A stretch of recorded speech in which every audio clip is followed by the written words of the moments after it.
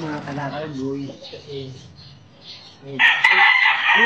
pag nanguha ng basura kasi yung iba, ang kinukuha lang nun, yung papakinabangan, tapos nakita nyo, sa buwag na yung mga dumi. Ay, may sahot yung mga ilang. Wala ho. Wala. Parang volunteer lang, yung kalat na yan. Kasi yung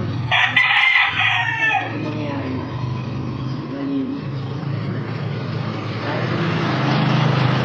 Ito lang kayo, tayo? Hindi po, sige na po, simpitin po. Saan mo ba rin pagbantayin? Ako si simpitin na yun, karate yun. Karate ayaw, pag binakal sa puso. Ito kasi, consistent ground dito, di ba? Ground dito. Ibig sabihin, pag may nakita kayong pakikinabangan, kinukuha nyo rin. Kinukuha rin namin. Tapos yung ngayon, gano'n, sinusukot na nakagawag. Ayun, nakakuha nyo yan, wala naman yatang pakikinabangan dyan. Meron, pakinabangan lahat yan. Ay, mga red doors na yun, binibili ba yan? Hindi o. Ano lang, kinukuha ko lang po. Kinukuha nyo lang, ay, mga plastic-plastic. Ay, baka meron dito sa amin, gahanap tayo na. Sige po, tingnan ka, light ka na. Yung mga plastic na, ano, na, saglit lang nga tayo, tingnan natin yung meron dito. Pero na ano sila, nasa-edition na sila. Ano lang sila, mga pasura lang sila sa ikay.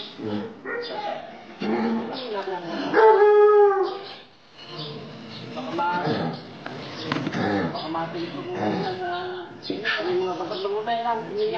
Sige, titignan ko sa loob, baka meron na.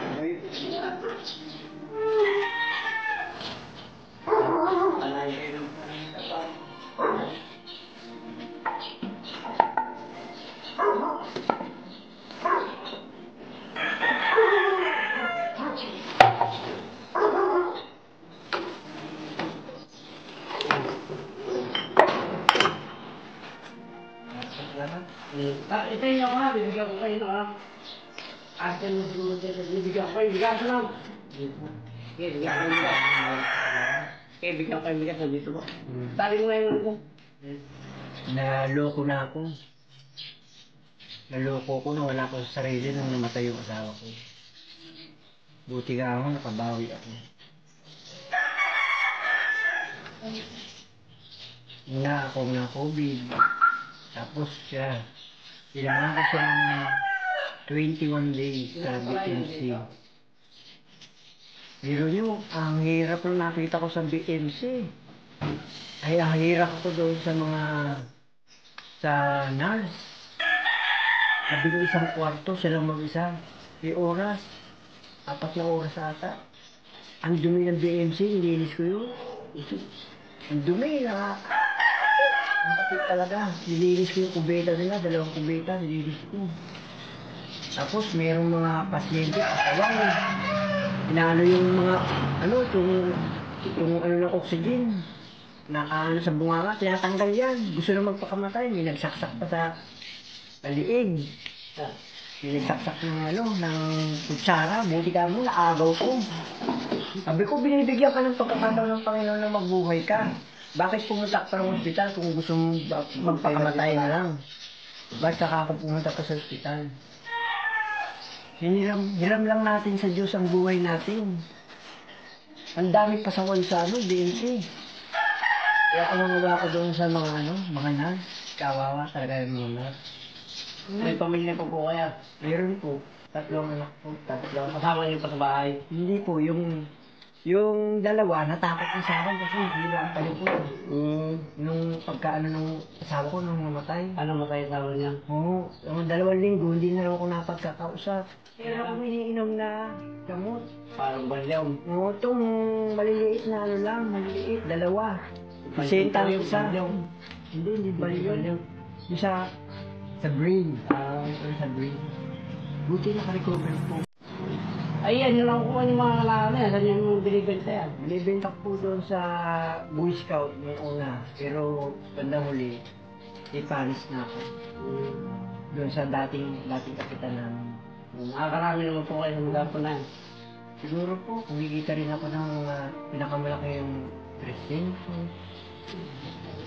Ito po yan. Kasi ang nakukuha ko, puro customer lang. So, bihira ang bakal. Wala na. Kasi po, wala akong puhunan eh. Wala akong puhunan. Pulot lang yun yan. Pulot lang ako. Kay doon sa basura, pero inaayos ko yun. Kahit sinong meron CCTV, magpapatunay CCTV. Doon sa kinukuha. Pagkakuha nyo lang kailangan, binabalot ko. Binabalot ko kasi kailangan sa atin yung ati kaya sa atin, nag-circulate yan. Nag-circulate, yun ang nagsisilbing sakit natin. Doon sa may Naga subdivision. Opposite, tinapon yung rugby na natuyo. Kaya ako nabigyan. Eh, palibasan niya ako marunong bumasa. Akala ko, gusto ko kunin yung lata, kaya sinala ko ng kutsilyo. Sinala ko sinigaw po yung rugby.